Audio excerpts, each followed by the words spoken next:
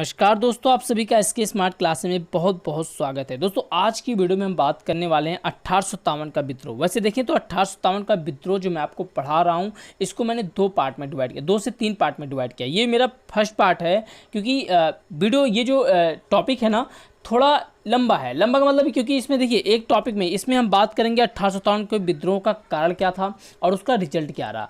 इसके अलावा next video में हम बात करेंगे उसमें जो नेतृत्वकर्ता थे कौन कौन, उसमें नेतृत्व किसने किसने कहाँ से किया। इसके अलावा नेक्स्ट में हम उसकी समीक्षा की बात करेंगे। तो सारा लेक्चर दोस्तों हम पढ़ेंगे बहुत ही डिटेल में, क्योंकि दोस्तों आपको पता है आप खंड विकास अधिकारी की तैयारी कर रहे हैं। इसके अलावा दोस्तों खंड विकास अधिकारी के समकक्ष जितने भी एग्जाम है, चाहे वो आपका पीसीएस लेवल का एग्जाम हो, तो उन सब में आपके लिए बहुत ही महत्वपूर्ण होने वाला है। तो प्लीज़ दोस्तों लेक्चर को लास्ट तक देखिए, और बाकी हमारा सारा लेक्चर पाने के लिए दोस्तों आप प्लीज़ हमारे चैनल के प्लेलिस्ट में जाइए, वहाँ से आपको लेक्चर पूरा मिल जाएगा। और अगर आप दोस्तों वीडियो में लेक्चर हमारे इस चैनल पे नए हैं तो प्लीज़ चैनल को जरूर सब्सक्राइब कीजिए, क्योंकि इससे आप हमारे चैनल को ज्वाइन कर लेते हैं। और अगर आप बेल आइकन दबाते हैं तो आपको हर एक वीडियो का नोटिफिकेशन मिलता रहता है। तो चलिए दोस्तों स्टार्ट करते हैं, बात करते हैं 1857 का विद्रोह। तो सर जब 1857 के विद्रोह की बात होती है तो आपको बताया जाता है कि 1857 का विद्रोह जो है मंगल पांडे ने इसकी शुरुआत की थी। और मंगल पांडे ने जो शुरुआत की थी वो किस लिए शुरू मतलब क्यों शुरू हुआ हो, तो आपको पता हो, आप बताते हैं कि सर ये इसलिए शुरू हुआ था क्योंकि उस समय इनफील्ड राइफल का प्रयोग होने लगा, जिसमें गाय एवं सुअर की चर्बी से बना हुआ कारतूस प्रयोग होता था।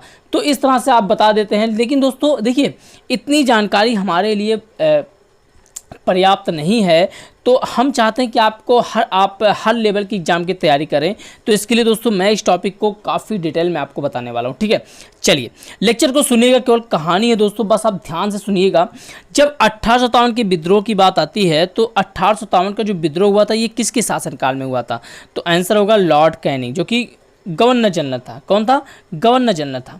देखिए दोस्तों गवर्नर जनरल की बात आती है तो इसमें एक पॉइंट मैं और बता देना चाहता हूं कि हमको पता है कि 1833 का जो एक्ट आया, जो अधिनियम आया, उस अधिनियम के तहत कि जो बंगाल का गवर्नर जनरल होगा ना वो अब भारत का गवर्नर जनरल कहा जाने लगेगा। यानी 1833 एक्ट के तहत बंगाल का गवर्नर जनरल अब भारत का गवर्नर जनरल होगा। और आपको पता है कि उसी के बाद विलियम बेंटिंक, जो कि भारत का पहला गवर्नर जनरल बना। कौन? विलियम बेंटिंक, ठीक है। अब देखिए दोस्तों क्या है, अगर हम विद्रोह की बात करते हैं तो दो चीज़ें होती, एक तो विद्रोह या क्रांति, दोनों एक ही है, एक होता है आंदोलन। तो सर विद्रोह किसे कहते हैं, आंदोलन किसे कहते हैं? देखिए जब हम क्रांति या विद्रोह की बात करते हैं सर, तो क्रांति या विद्रोह ये हिंसक होता है। कोई विद्रोह होता है ना तो ये हिंसक होता है, इसमें खून खराबा होता है और ये छोटे पैमाने पर होता है, यानी एक छोटे से एरिया में इसका विस्तार होता है। दूसरी चीज़ कि ये जो विद्रोह होता है ना, ये स्वार्थ के लिए लड़ा जाता है, अपनी मांगों को पूरा करने के लिए लड़ा जाता है। जबकि दोस्तों अगर हम बात करें आंदोलन की, तो आंदोलन जो है वो अहिंसक होता है, उसमें खून खराबा नहीं होता और वो बड़े पैमाने पर होता है, यानी संपूर्ण देश की मांग पर आंदोलन होता है, ठीक है।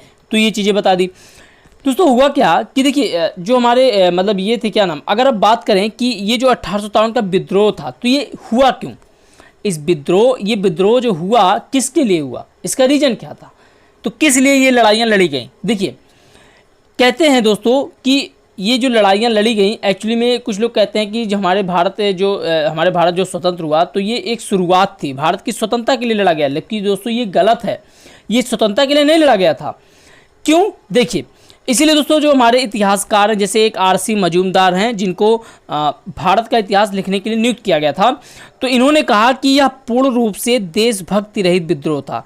देशभक्ति रहित का मतलब, देखिए देशभक्ति रहित मतलब ये लड़ाई देशभक्ति के लिए नहीं लड़ा गया था, देश को आज़ाद कराने के लिए लड़ाइयाँ नहीं लड़ी गई थी। ये वाली जो 1857 में लड़ा गया नहीं, इसके पीछे दोस्तों कई रीजन थे। ये जो विद्रोह हुआ ना, इसके पीछे बहुत सारे रीजन थे।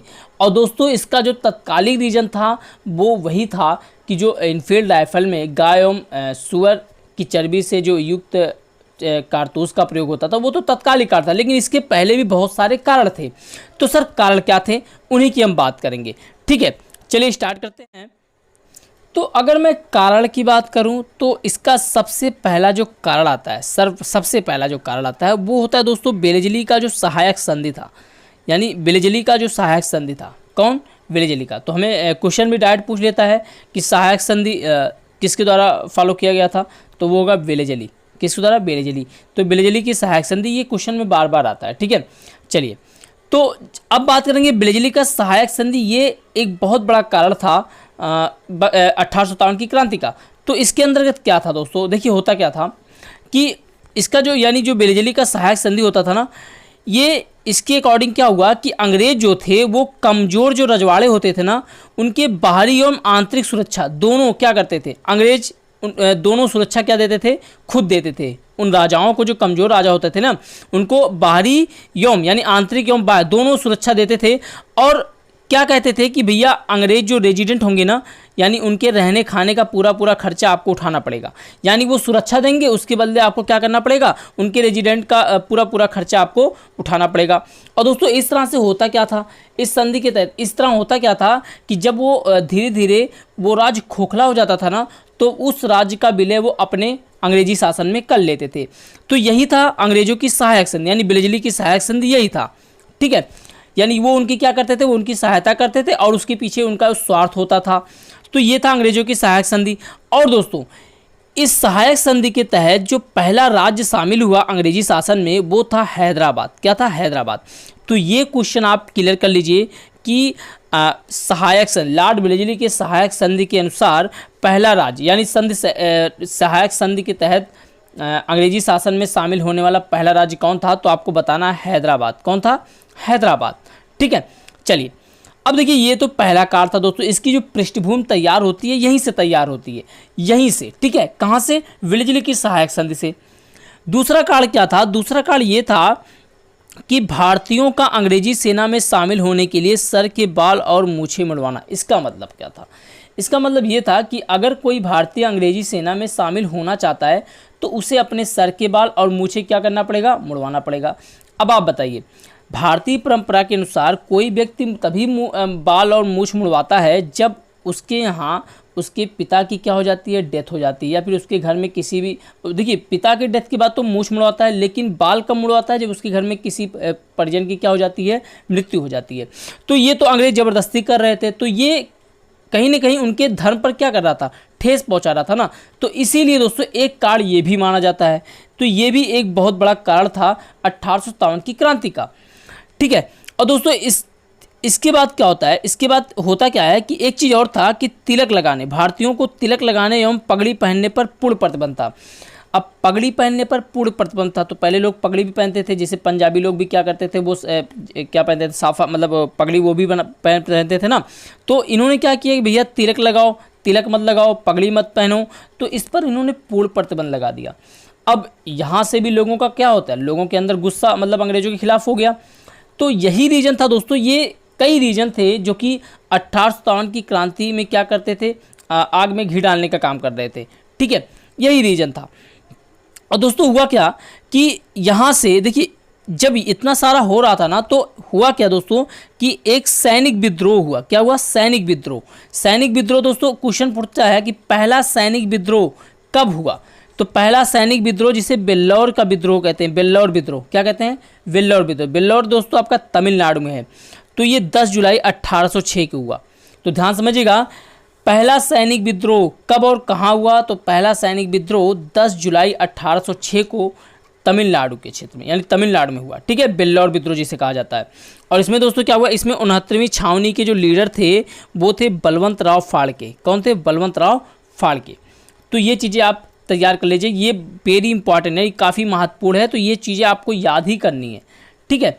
ये चीज़ें था। चलिए, अब देखिए क्या होता था।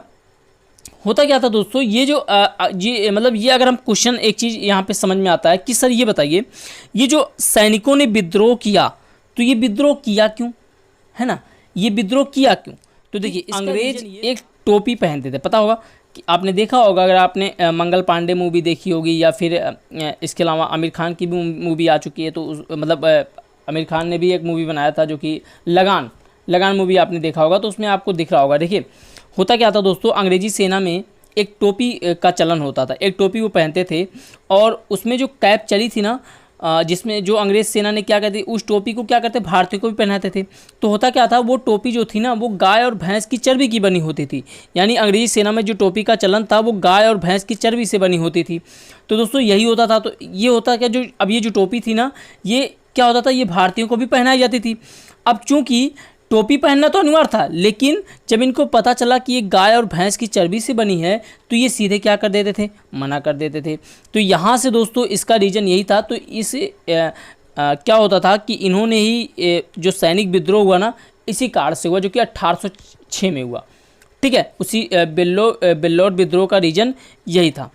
तीसरा कारण दोस्तों ये था कि 1824 में लॉर्ड एमहर्स्ट, कौन था, लॉर्ड एमहर्स्ट के शासनकाल में बर्मा का युद्ध हुआ। लॉर्ड एमहर्स्ट के शासनकाल में बर्मा का युद्ध हुआ। ठीक है, अब देखिए बर्मा का युद्ध हुआ, समझिएगा बर्मा का युद्ध में क्या होता है। जब दोस्तों बर्मा का युद्ध होता है ना, तो बर्मा के युद्ध में अंग्रेजी सेना ये चाहती थी कि भारतीय सेना भी उसमें शामिल हो।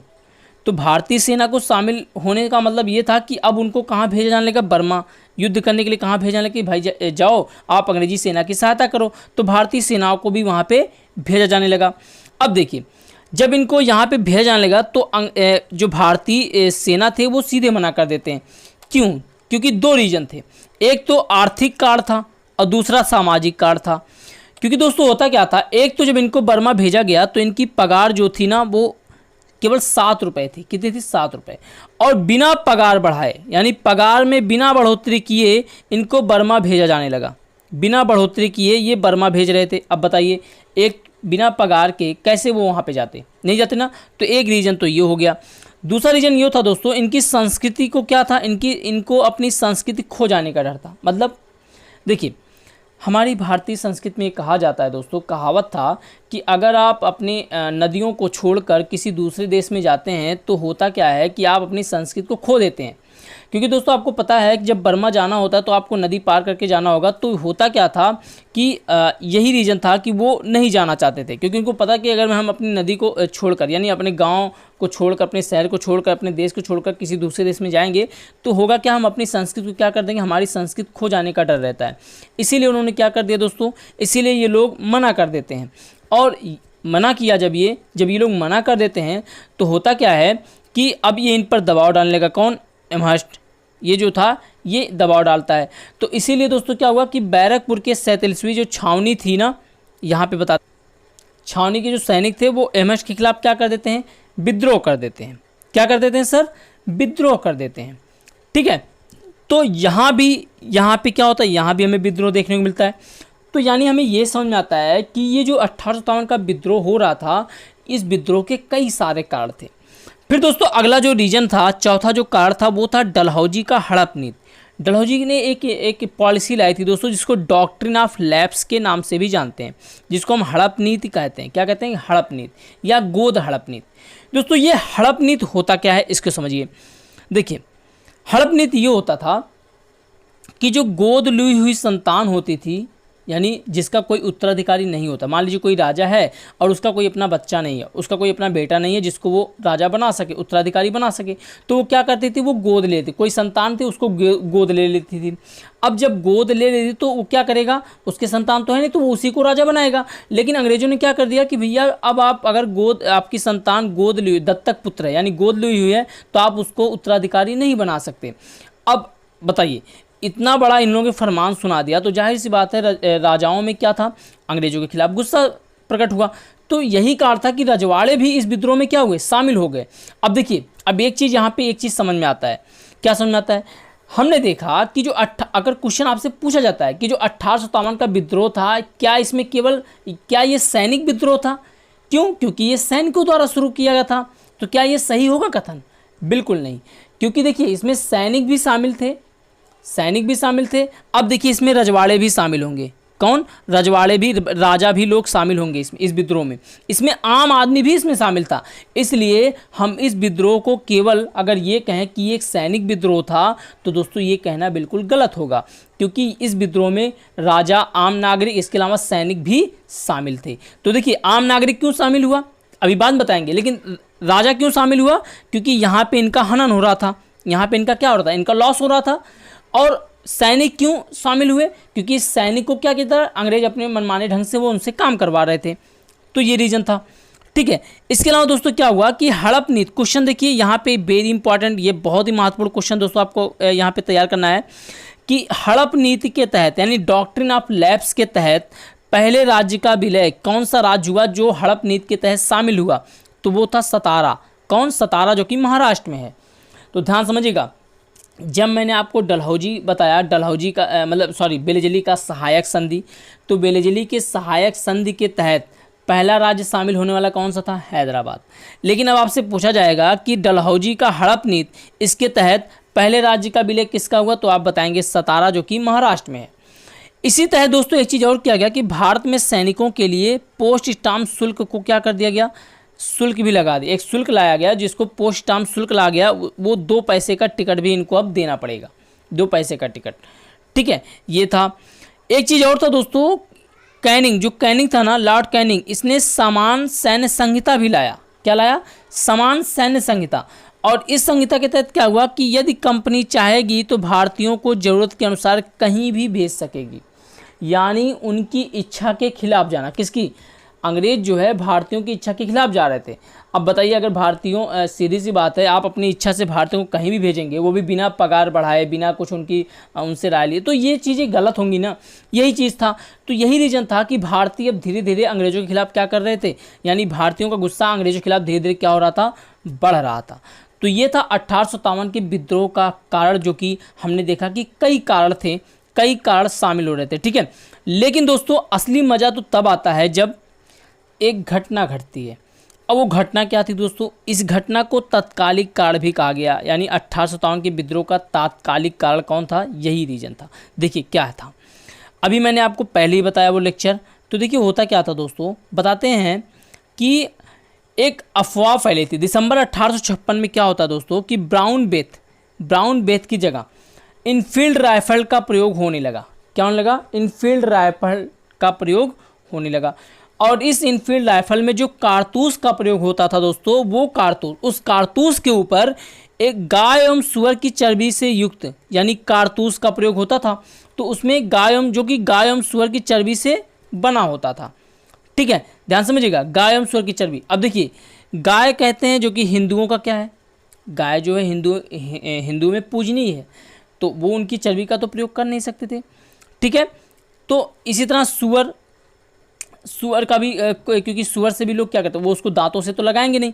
तो दोस्तों यही रीजन था कि आग में घी डालने का काम ये करता है। कौन? यही जो तत्कालिक कारण था, यानी जो इनफील्ड राइफल का प्रयोग होने लगा, इनफील्ड राइफल का जो प्रयोग होने लगा। तो ये सबसे बड़ा यानी तत्कालिक कारण था 1857 का विद्रोह का। 1857 के विद्रोह का ये तत्कालिक कारण था, और यहीं से क्या होता है, अंग्रेजों के खिलाफ एक विद्रोह शुरू हो जाता है। देखिए, अब क्वेश्चन एक चीज़ और पूछता है कि इस राइफल का सबसे पहला प्रयोग कहाँ होने वाला था, इस राइफल का सर्वप्रथम प्रयोग कहाँ होने वाला था? तो आपको बताना है दमदम और सियालकोट में। कहाँ पे? दमदम और सियालकोट, जो कि पश्चिम बंगाल में है। दमदम और सियालकोट, जो कि एक पश्चिम बंगाल में। ठीक है, तो ये चीज़ें आपको तैयार रखनी है दोस्तों। अब देखिए दोस्तों, विद्रोह का काल जो था वो अपनी चरम सीमा पर पहुंच चुका था, यानी अब कंफर्म हो गया कि विद्रोह करना ही करना है। लेकिन ये विद्रोह हो कैसे? तो इसके लिए दोस्तों क्या होता है, इसके लिए सुनियोजित एवं सुसंगठित होना था, यानी एक प्लान तैयार होना था। किसको? राजा लोग, सैनिक लोग, ये सब मिलकर एक प्लान की तैयारी कर रहे थे कि कैसे किया जाए। ठीक है, कैसे किया जाए। देखिए, प्लान बनता है दोस्तों, इसका प्लान कहाँ पे? दिल्ली के लाल किले में बैठक होती है। प्रारूप यानी प्लान बनता है, दिल्ली के लाल किले में बैठक होती है। और इस विद्रोह का जो प्रतीक चिन्ह था वो क्या था? रोटी और कमल। क्या था? रोटी और कमल। तो आपसे पूछा जाता है 1857 के विद्रोह का जो प्रतीक था, प्रतीक चिन्ह, वो क्या था? वो रोटी और कमल था। देखिए, नेतृत्वकर्ता कौन थे? नेतृत्वकर्ता वो थे आखिरी मुगल बादशाह, जिनका नाम था बहादुर शाह जफर। क्या नाम था? बहादुर शाह जफर। दोस्तों बहादुर शाह जफर की जो ये नाम है ना, ये जफर एक उपाधि है। जफर क्या है? उपाधि है। क्योंकि उपाधि क्यों? क्योंकि ये शायरी लिखते थे। क्या लिखते थे? शायरी। दोस्तों बहादुर शाह जफर ये नेतृत्व करता थे, और चूंकि इनकी उम्र ज़्यादा थी, दोस्तों कहते हैं इनकी उम्र ज़्यादा थी, लगभग 80 साल की आयु थी इनकी, और इसीलिए इनको इस विद्रोह के असफलता का कारण भी माना जाता है। क्यों मानते हैं? क्योंकि बताते हैं इनकी उम्र इतनी ज़्यादा थी, तो उम्र ज़्यादा होने का इन्होंने अपना एक सेनापति नियुक्त किया और उस सेनापति का नाम था बख्त खां। क्या नाम था? बख्त खां। और इसी बख्त खां को बहादुर शाह जफर ने एक उपाधि दी जिसे कहा गया साहब आलम। क्या नाम दिया गया? साहब आलम, ये उपाधि दी गई। ठीक है, तो इतना सारी चीज़ें हो चुकी थी। अब तारीख निर्धारित हुआ कि भैया ये बताइए, प्लान तो बन गया, अब बताइए विद्रोह किस तारीख को हम शुरुआत करें। तो सब कुछ टाइम फिक्स हो गया कि चलिए ठीक है 31 मई 1857 को, यानी दिन रविवार होगा, इस दिन हम विद्रोह क्या करेंगे? शुरुआत करेंगे, यानी इसी दिन विद्रोह को चलाया जाएगा। लेकिन दोस्तों होता क्या है कि मुखबिरी हो जाती है, और मुखबिरी होने के कारण इस विद्रोह की जो पूरी प्लानिंग तैयार हुई थी वो पूरी तरह से उसका सत्यानाश हो जाता है। क्योंकि हमारे ही लोग इस विद्रोह की मुखबिरी कर देते हैं, जाके अंग्रेज़ों से क्या कर देते हैं, अंग्रेज़ों को इसकी जानकारी देते हैं। तो क्या होता है कि ये प्लानिंग जो थी वो पूरी तरह से क्या हो गई, इसको कैंसिल कर दिया गया। यानी अब ये डेट नहीं होगा, अब ये लोग अलग डेट निर्धारित करेंगे। क्योंकि ठीक है, इसी बीच दोस्तों एक घटना घटती है। इतना सारे हो रहा था ना, इसी बीच एक घटना घट जाती है। और घटना क्या होती है? देखिए घटना की ये घटती है दोस्तों कि आंतरिक कलह के कारण बैरकपुर के 34वीं छावनी के सैनिक मंगल पांडे ने क्या कर दिया, 29 मार्च 1857 को लेफ्टिनेंट बॉग एवं ह्यूसन की हत्या कर दी। किसकी हत्या कर दी? लेफ्टिनेंट बॉग एवं ह्यूसन की हत्या कर दी। लेफ्टिनेंट बॉग एवं ह्यूसन की हत्या कर दी। अब देखिए लेफ्टिनेंट बॉग एवं ह्यूसन की जब इन्होंने हत्या कर दी तो दोस्तों जाहिर सी बात है कि विद्रोह जो पूरी प्लानिंग के तहत जो पूरी रचना रची जा रही थी, तो इसने क्या कर दिया, इसने बीच में खलल डाल दिया। तो जब ये घटना घटती है, यानी मंगल पांडे लेफ्टिनेंट बॉग एवं ह्यूसन की हत्या कर देते हैं, तो इनको क्या हो जाता है, इनको फांसी हो जाता है। कब? 8 अप्रैल 1857 को। एनसीईआरटी बुक में दोस्तों आपको 29 मार्च मिलेगा। क्या मिलेगा? 29 मार्च। ठीक है, तो इसमें आपको यही याद रखना है कि देखिए अब इस पॉइंट पे आपको याद क्या करना है, इस पॉइंट पे मंगल पांडे के बारे में याद रखना है कि ये किस छावनी के सैनिक थे। तो आपको याद रखना है 34वें छावनी के, 34वें रेजिमेंट। ठीक है, 34वें छावनी का आपको याद रखना है, ये याद रखना है। ठीक है, कहाँ से? बैरकपुर के। कहाँ के थे? बैरकपुर के। मतलब ये ये छावनी जो रेजिमेंट थी वो कहाँ की थी? बैरकपुर के। ठीक है, इसके अलावा दोस्तों मंगल पांडे ने एक नारा दिया था जो कहा गया हल्ला बोल। कौन सा नारा दिया था मंगल पांडे ने? हल्ला बोल नारा दिया था। और मंगल पांडे द्वारा एक कौन सा संगठन बनाया गया था? उसका नाम था जंग आज़ादी। कौन संगठन बनाया गया था? जंग आज़ादी। तो नारा कौन सा दिया? हल्ला बोल। और कौन सा संगठन बनाया गया? जंग आज़ादी। तो इतनी पॉइंट आपको, महत्वपूर्ण चीज़ें आपको दोस्तों याद रखना है। ठीक है, चलिए आगे बात करते हैं। देखिए दोस्तों होता क्या है कि अब जो ये जो मंगल पांडे को फांसी दी गई ना, तो इससे अंग्रेज काफ़ी सतर्क हो गए। क्या हो गए? अंग्रेज काफ़ी सतर्क हो गए। क्यों? क्योंकि अब इनको समझ में आ गया था कि भारत पर राज करना आसान नहीं है, अब भारतीयों पर राज करना आसान नहीं है, इसलिए काफ़ी सतर्क हो गए। लेकिन दोस्तों क्या होता है कि मंगल पांडे का जो विरोध था ना, वो खराब नहीं जाता, वो निरर्थक नहीं जाता। क्यों? होता क्या है दोस्तों कि मेरठ की जो 20वीं छावनी की जो पैदल टुकड़ी थी ना, वो 10 मई दिल्ली पहुंचकर क्या करते हैं? कब्जा कर लेते हैं। और मुगल बादशाह बहादुर शाह जफर को बैठाकर 11 मई को विद्रोह आरंभ कर देते हैं। 11 मई को विद्रोह आरंभ कर देते हैं। तो पहला क्वेश्चन आपका तैयार हो गया कि 1857 की क्रांति का विद्रोह का आरंभ समय क्या है। तो आपको बताना 11 मई 1857। 11 मई 1857 कहाँ से? मेरठ से। कहाँ से? मेरठ से। ये आपको बताना है।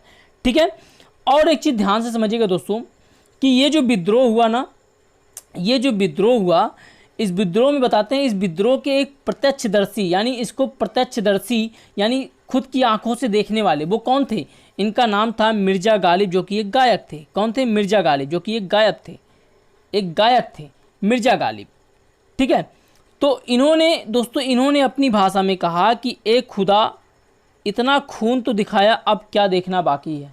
इनका ये कथन है, ए खुदा इतना खून तो दिखाया, अब क्या देखना बाकी है। क्योंकि दोस्तों हुआ क्या, जब ये मेरठ की 20वीं छावनी की जो पैदल टुकड़ी जब जा रही थी ना दिल्ली की तरफ, तो अंग्रेज़ों ने बीच में रास्ते में ही बताते हैं इन पर जो है इन पर अत्याचार किया। और अत्याचार किया तो दोस्तों उसमें हुआ क्या कि लगभग, अगर मैं बात करूं, जब ये टुकड़ियां पैदल जा रही थी तो इन पे काफ़ी मतलब इन लोगों ने अत्याचार किए, जिससे काफ़ी खून हुआ, काफ़ी लोग मारे गए। और इसीलिए मिर्ज़ा गालिब ने ये स्टेटमेंट दिया कि ए खुदा, इतना खून तो दिखाया, अब क्या देखना बाकी है। ठीक है, ये चीज़ें थी। तो आपको याद क्या रखना है कि 1857 विद्रोह के प्रत्यक्षदर्शी कौन थे? मिर्ज़ा गालिब, जो कि एक गायक थे। दो चीज़ याद क्या रखनी है कि 1857 विद्रोह स्टार्ट कब हुआ, किस दिन स्टार्ट हुआ, तो आपको बताना है। ये 11 मई 1857 को, दिन रविवार को स्टार्ट होता है। ठीक है, 11 मई 1857 को। और कहाँ से? मेरठ से। कहाँ से? मेरठ से स्टार्ट होता है।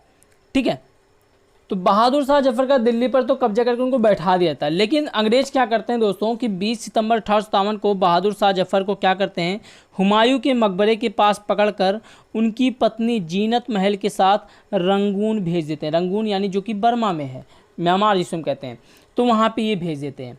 कहाँ पे? इसके बारे में कैसे पता चला? इसके बारे में इनकी पत्नी जीनत महल से पता चला। तो इनको कहाँ पकड़ दिया, मतलब 1857 को क्या होता है कि बहादुर शाह जफर को कहाँ भेज दिया जाता है? हुमायूं के मकबरे के पास पकड़कर रंगून, जो कि बर्मा में है, वहाँ पे इनको भेज दिया जाता है। ठीक है, वहीं पे भेज दिया जाता है। तो जिसमें इनके साथ कौन थी? इनके साथ इनकी पत्नी भी शामिल थी। इनकी पत्नी भी शामिल थी। ठीक है, तो ये चीज़ें था। और दोस्तों इसी समय एक चीज़ और था, इसी समय कैनिंग जो था उसने महारानी का घोषणा पत्र इलाहाबाद में पढ़ा, और इसीलिए इसने क्या किया, अपना आपातकालीन मुख्यालय इलाहाबाद को बनाया। तो देखिए, तो मैंने क्या बताया कि विद्रोह तो प्लानिंग के साथ स्टार्ट करना था, लेकिन दोस्तों ये विद्रोह पूरी तरह से असफल रहा।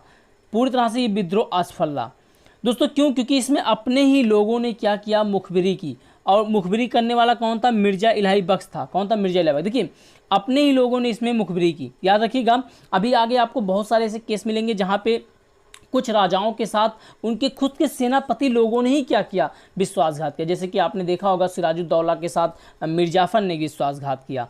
तो ये विश्वासघात का सिलसिला लगभग ये चीज़ें चलती रहीं। जैसे कि पृथ्वीराज चौहान के साथ जो है विश्वासघात करता है जयचंद। तो इस तरह से विश्वासघात का जो सिलसिला चलता है, तो हमें लगता है कि जो भारतीयों की पराजय रही उसमें इसका बहुत बड़ा हाथ था। यही रीज़न था दोस्तों 1857 के विद्रोह जो असफल हुआ, क्योंकि इसमें अपने ही लोगों ने इसमें क्या किया, धोखा दिया। ठीक है, तो इसी तरह दोस्तों हमने क्या देखा कि ये जो विद्रोह था ना, ये विद्रोह की समाप्ति छिटपुट तरीके से समाप्त हो जाती है। तो ये विद्रोह तो सफल नहीं रहा। तो ये था दोस्तों 1857 के विद्रोह का कारण और इसका परिणाम क्या था, ये मैंने आपको बताया। नेक्स्ट लेक्चर में आपको बताएंगे कि 1857 के विद्रोह में जो कहाँ से हुआ, इसके अलावा कहाँ से कौन नेतृत्व कर रहा था। ठीक है, ये चीज़ें मैं बताऊंगा। और फिर नेक्स्ट लेक्चर में मैं आपको बताऊंगा कि इस विद्रोह की पूरी तरह से समीक्षा करूंगा, क्योंकि जब आप मेंस पेपर की तैयारी करते हैं, मेंस एग्जाम में देंगे, तो उसमें रिटर्न आएगा, तो रिटर्न में आपको सारी चीज़ें लिखनी पड़ती हैं। ठीक है, तो आज के लेक्चर को यहीं पे समाप्त करते हैं दोस्तों। वीडियो अगर आपको अच्छा लगा तो प्लीज़ चैनल को कर लीजिए सब्सक्राइब, और साथ में दबाइए बेल आइकन, जिससे आपको हर एक वीडियो का नोटिफिकेशन मिलता रहे। Thank you for watching. Thank you so much.